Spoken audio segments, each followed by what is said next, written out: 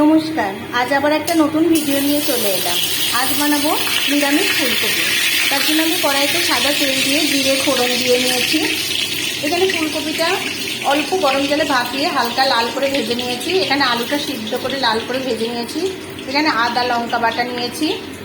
এখানে টমেটো, কাজু আর কিশমিশ বেটে নিয়েছি। এখানে অল্প পোস্ত বেটে নিয়েছি।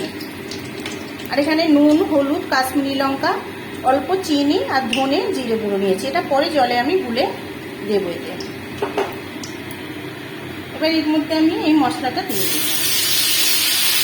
পেস্টটা দিয়ে একটু নেড়ে চেড়ে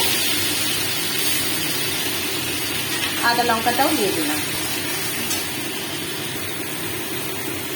মশলাটা জলে গুলে একটু দিয়ে দিলাম, দিয়ে একটু ফুটিয়ে নেব। মশলাটা ফুটে উঠেছে, এর মধ্যে আমি আলু আর ফুলকপিটা দিয়ে দিলাম।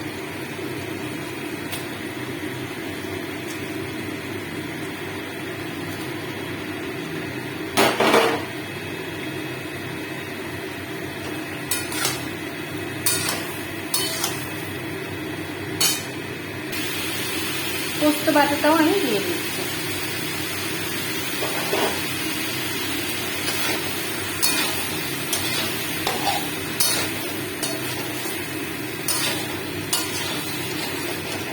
নেড়ে চেড়ে নিয়ে আমি এর মধ্যে এক বাটি জল দিয়ে দিই। আমি 10 মিনিট চাপা দিয়ে রান্না করবো। এটা আমার নিরামিষ ফুলকপি রেডি হয়ে গিয়েছে। উপর থেকে আমি গরম মশলা ছড়িয়ে দিয়েছি। ফুলকপিও সিদ্ধ হয়ে গিয়েছে ভালোভাবে। এইভাবে বাড়িতে বানিয়ে দেখবেন, খেতে খুবই ভালো লাগবে। এটা লুচি পরোটার সঙ্গে খুবই ভালো লাগবে। পুরো ভিডিওটা দেখবেন আর কেমন লাগলো অবশ্যই জানাবেন। সবাই ভালো থাকবেন।